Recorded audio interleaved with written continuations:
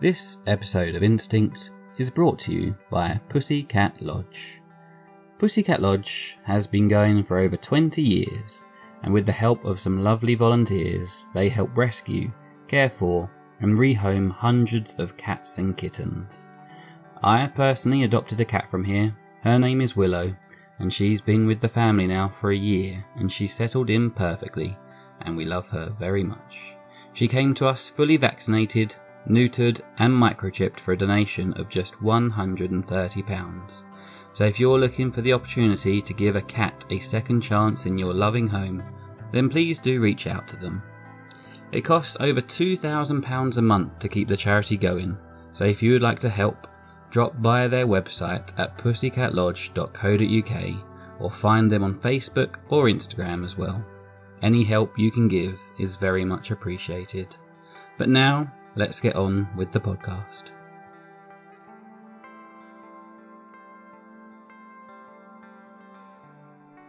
This is Instinct by James Carter. Preface. Welcome. I'm glad you are here. The journey here has been a long one, so I'll not keep you for long. I just wanted to let you know that my book deals with things like depression and death, so if any of these are potential triggers for yourself, then please proceed if you are comfortable doing so. Feel free to reach out if you have any questions, and I'll gladly answer them for you. Now, after having been in the making for 5 years and lived in my head for many more, we have finally made it. It is time to find Libero. Chapter 1. Better late than never. Today's forecast is for a chilly yet bright September morning. The sunshine should continue throughout the day, giving those of you returning to school a warm welcome back. Now, back to you in the studio where we report of further natural disasters wreaking havoc across the world. Could it be over already? Surely not. What about all of his plans, such hopes and dreams crushed in one cruel blow by the morning news reporter whose voice filtered through the house and into Leo's ears as he slept, awakening him to the worst news a teenager could have? No, he was not focused on the natural disasters. He was concerned by the fact that today was the day that he went back to school. Today marked the end of summer. As he began to stir, the birds' melodic songs greeted his ears via the cool September breeze that snuck through his broken window, and he found himself oddly envious of their freedom. How would it feel to be free? He wondered, as he found himself getting lost in spiralling thoughts about all that was to come. This year was the one that everyone had told him would be the most important so far. Something teachers said every year, but this year it felt different. It was as though everything up until this point had been for practice, and now the real work would begin. Year 10 meant GCSEs, possibly learning how to shave, seeing less of his friends, who did not take the same subjects as he did, and dare he think about it, relationships. At least he hoped. That's right, Graham. Floods have been sweeping across South America, whilst avalanches and blizzards have descended upon the small mountain-based villages in the Alps, the likes of which we have not seen for many years. Thankfully, the bushfires that have been raging through Australia are at least starting to die down. After the break, we're going to be looking deeper into the increasingly adverse weather worldwide, as well as the rise in alleged sightings of mythical creatures on social media. Sam, you'd better be getting up, Leo's mum yelled, breaking the morning's tranquility. You would be forgiven for thinking this was a little over the top, given the bus did not leave until 8:10 and Leo's 7:30 alarm was yet to ring. But, knowing his brother, Leo knew that his mum had a battle on her hands, as she did every morning. Did you hear me, Samuel Wyman? I'm up. Calm down, came Sam's response from down the hall. Leo rubbed the sleep from his amber eyes before allowing them to adjust to the rows of light that trickled in through his blinds. Footsteps thudded down the hall towards his room, and so he hastily wrapped his duvet around himself and covered his modesty in case of an intrusion. Leo, you'd better be up too. I'm getting dressed, he replied, resisting the urge to sink back into his pillow. Did you hear the news? More people are saying that mermaids and yetis exist. How can people still believe that? Yes, I heard. I suppose there's enough bad news as it is. Maybe people want to believe in something magical. I know I do. I want to believe that one day your brother will get out of bed." Leo gave a sympathetic laugh as his thoughts turned to his brother. Besides their mother, and probably their father as well, though neither of them knew him, they could not be more different.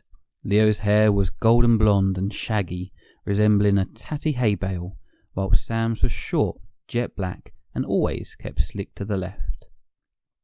As Leo finished getting ready, he heard his mother banging on his brother's door again, and she was greeted by more shouting from the other side, something about already being ready, like she hadn't heard that one before. Leo pulled on his black blazer before tightening his tie, which he had left in a knot since the end of term, showing just the 3 stripes. Leo's school was called the Orchard, and each form was named after a season, each of which was distinguished by the colour of their tie. Leo's tie, being orange and brown, represented autumn. "I've put some toast in a toaster for you boys," Leo's mum called from the kitchen as Leo made his way downstairs. "You mean bread? Our resident comedian approaches. You won't have bread or toast if you keep up the cheek," she retorted as she prepared their lunch. "What happens if you let toast go cold? Does it become bread again?" asked Leo. "You can save that question for your teachers, Leo. But then again, I'm sure your brother will be able to tell you the answer whenever he makes it downstairs." She smiled a tired smile. Leo's mum had light brown hair that flowed down to her shoulders, and if you knew her well enough, you could use it to tell what mood she was in. If it was unbrushed, as it was today, you would need to tread lightly, as it meant she was in need of a good night's sleep. The second sign from the patent-pending Mother Mood Meter were the dark shadows which were currently making an appearance underneath her light green eyes. "You are still sticking with the 3 stripes then?" she asked, raising an eyebrow at his tie. "It's how everyone else has it," Leo argued. "It's cool."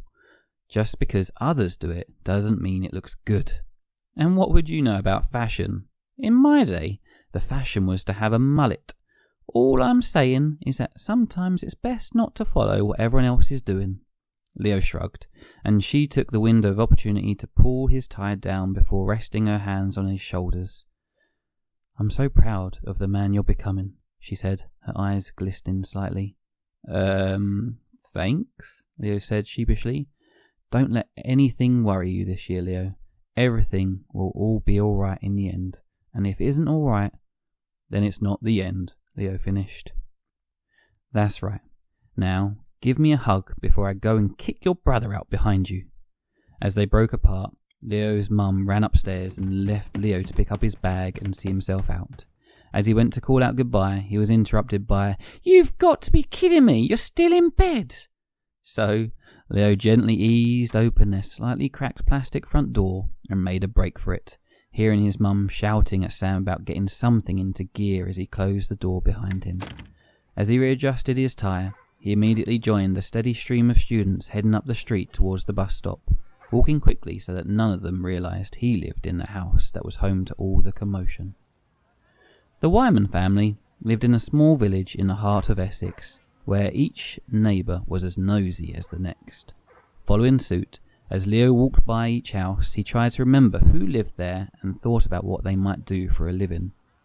It was a game he and his friends played to pass the time, since there was little else to do in a village without a shop or much else except fields. To make it a little bit more exciting, each of his friends would make up a story about the people that they saw and would then dare each other to test out their theories. Leo walked past one house just as ordinary as any other that belonged to the retired Mrs. Tiffany Featherstone. His friend, Bailey, had imagined her taking on missions abroad whilst fulfilling her Secret Service duties. Mrs. Featherstone, codename Insect Repellent due to her walking frame giving her an extra 4 legs, would oversee the protection of high-profile targets while under cover as a fragile, elderly woman. As Leo thought back to the day he had pretended to ask her about her history, a dog's bark brought Leo's attention back to the present, and he found cool water droplets resting his hand from running his fingers through the dew-soaked hedge that ran parallel to the path. As he turned his hand over, he spotted something written on the pavement in what looked like faded chalk. "Libero?" Leo tried to make out the letters as he picked a dandelion head from the side of the path. Libero? Whoever had written the letters had clearly hurried their work before anyone saw them writing on the pavement. Boo! Came a loud voice accompanied by a push in Leo's back. Ouch! It's far too early for any of that, Leo moaned, turning around to be greeted by a grinning Kyra. Oh, get over it, you bore. Today's the first day of the rest of our lives. You should be running towards the bus, she said, pulling her long sleeves down from beneath her blazer to cover her wrists. Not likely, he mumbled. Here, I got you this. Leo handed Kyra the dandelion, and she beamed at him before taking a deep breath and unleashing her best attempt to dislodge the seeds. I swear these things never work, she said, picking off the seeds which had held firm.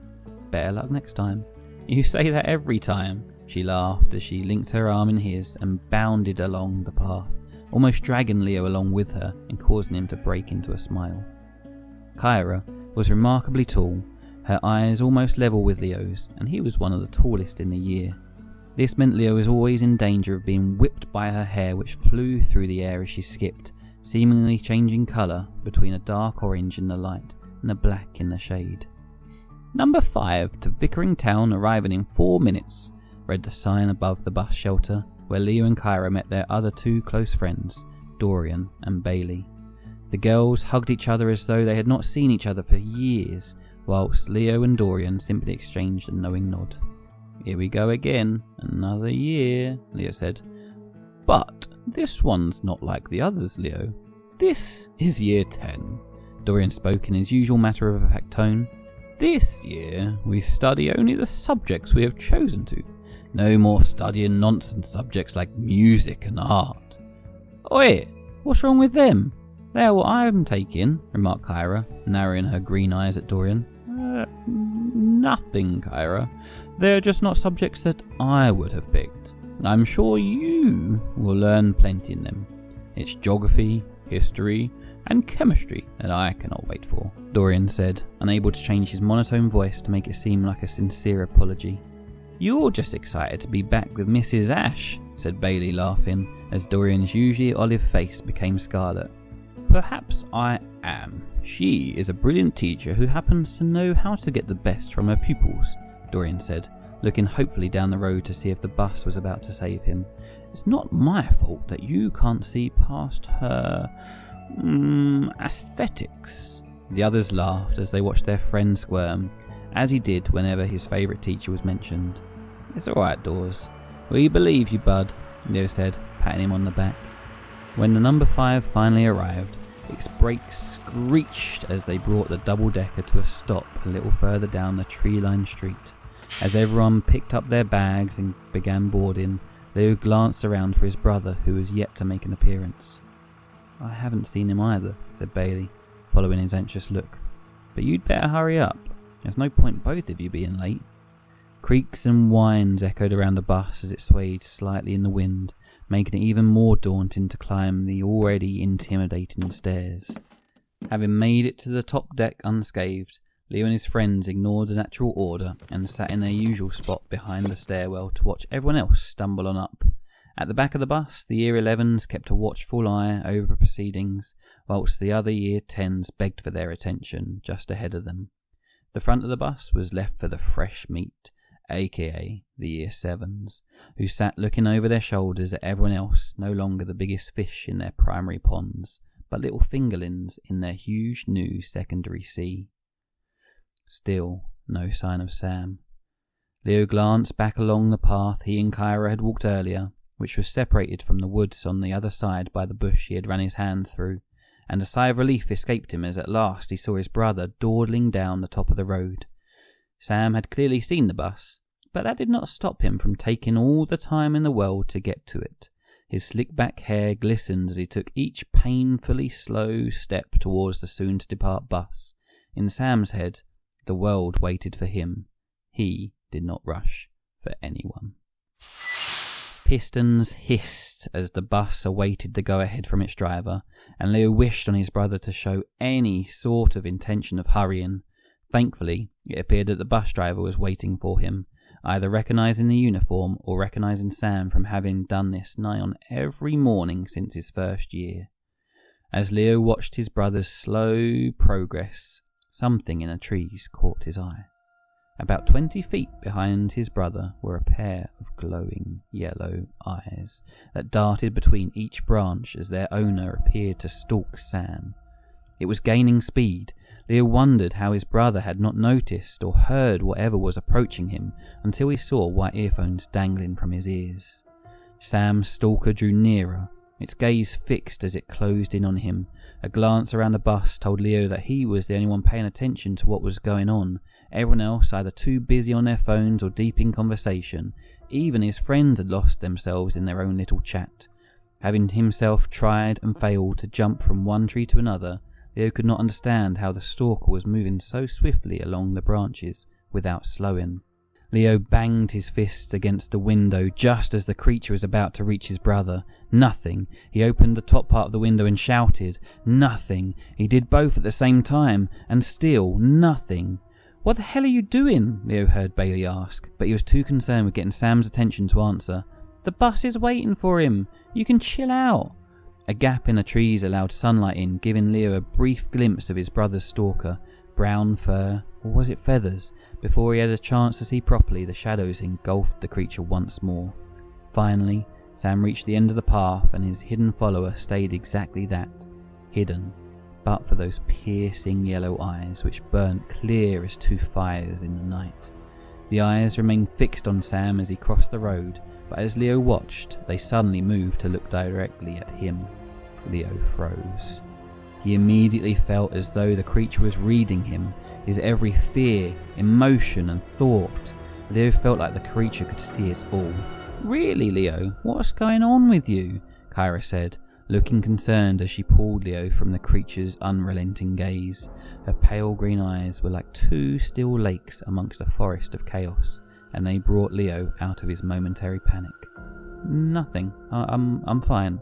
Leo forced a smile before looking back out the window to find that whatever it was had now gone, leaving just the shadows in its wake.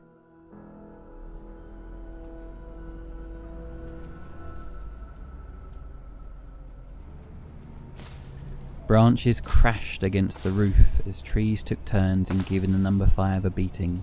As it weaved its tall, aging body along the narrow country roads, the wind caused the bus to tilt slightly more than it usually did.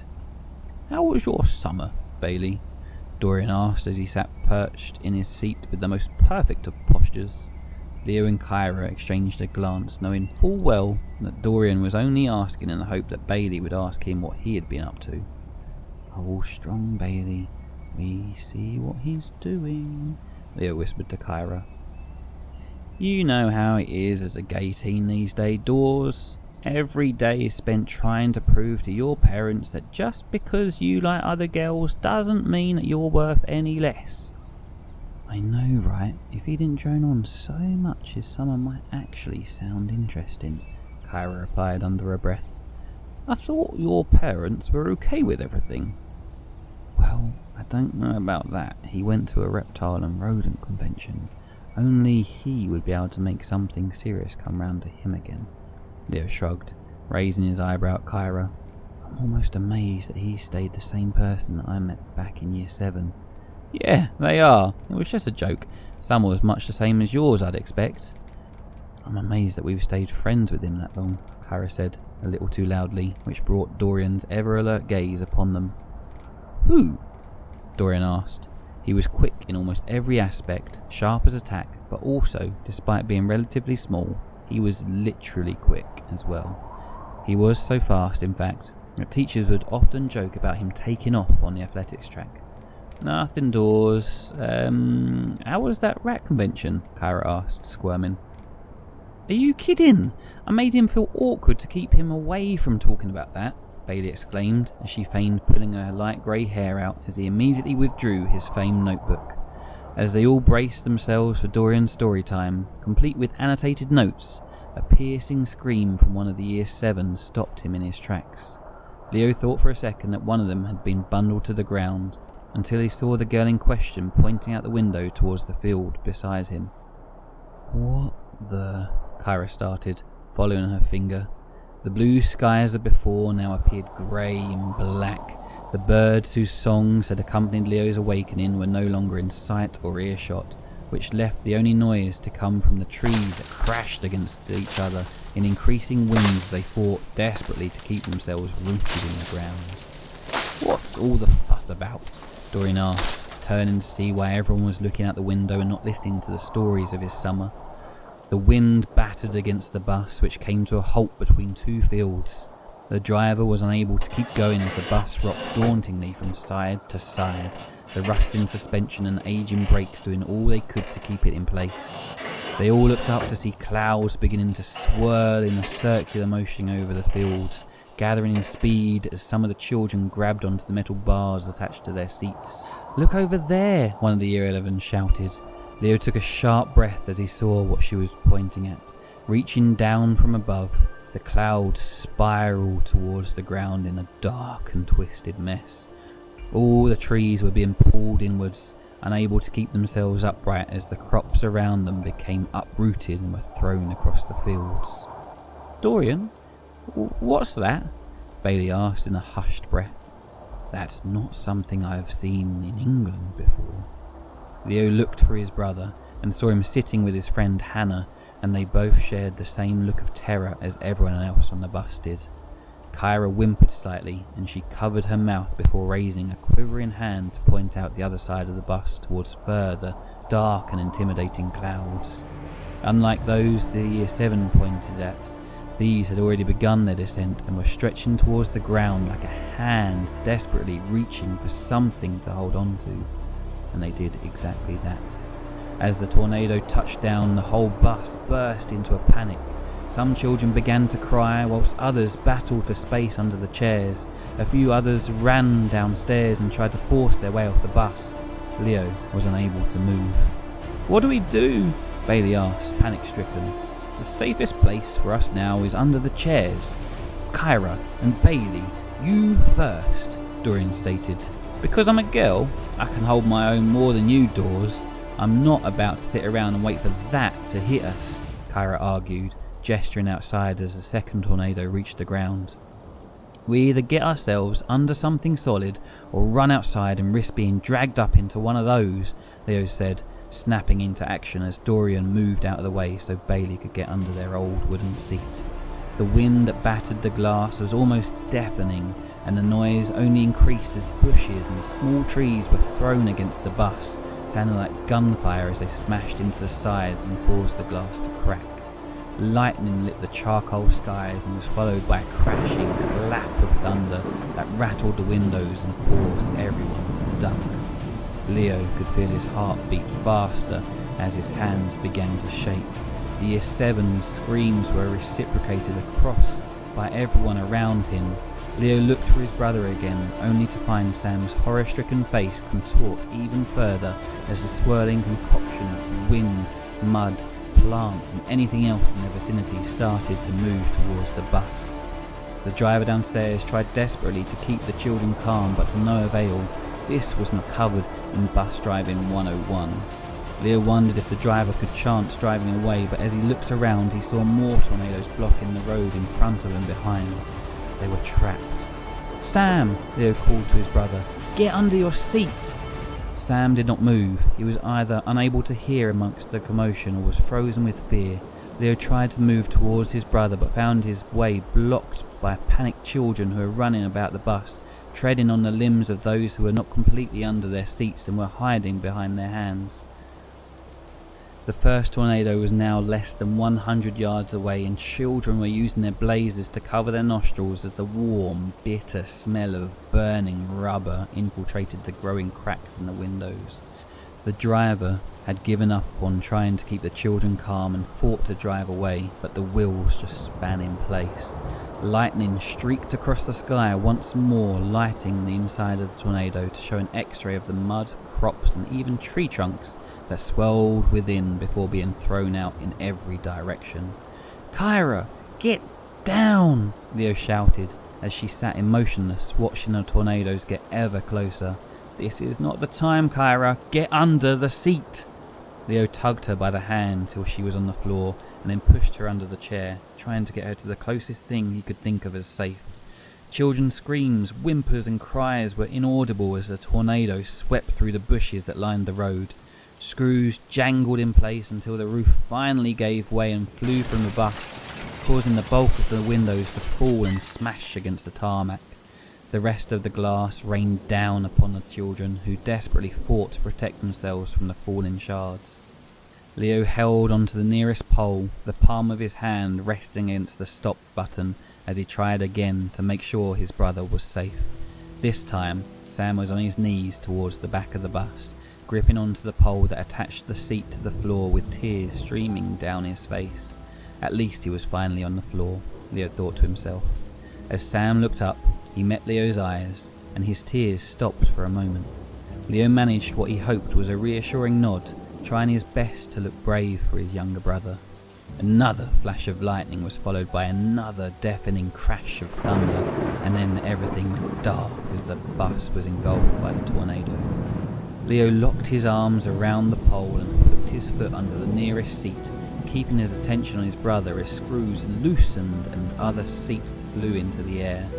Leo went to unhook his foot and run to his brother, but Kyra must have sensed what he was about to do and reached out to hold onto his leg, causing him to fall on top of some of the children laying in the aisle. Pushing his way up, Leo looked just in time to see his brother being lifted from the floor. Sam desperately tried holding on to something, but anything close to him was also being pulled from its place and out of the hole where the roof used to be. As he held on to Hannah, who was also being lifted into the air, Sam looked back down at the bus below. Leo's baby brother, usually so annoyingly cool, was now crying hysterically, desperately calling for his big brother to help him. But before Leo could do anything, Sam disappeared into the depths of the tornado. Kyra held on to Leo's leg as tightly as she could, just managing to hold them in place as he looked for any sign of his brother. From within the heart of the tornado, Leo saw something that was managing to stay perfectly still as everything else swirled around it. Lightning cast a momentary light amongst the bowels of the storm, and Leo scanned the tornado for whatever he had just seen, and he found it. As Leo looked into the centre of the storm, he was met by those two bright yellow eyes that he had seen following his brother through the trees. The eyes that had locked onto him before were doing so again as they drifted down the tornado towards him. As Leo stared into them, Kyra was joined by Dorian in her attempts to get Leo under the chairs. With one final, exhausted pull, they managed it, and as they did so, a loud, tortured, screeching sound echoed around them. But before Leo could look for whatever had made the noise, everything went black. And thank you for listening to Chapter 1 of Instinct. I hope you have the very best morning, day, or night, depending on where you are. And as always, I hope you find your Libero. We'll catch you next time.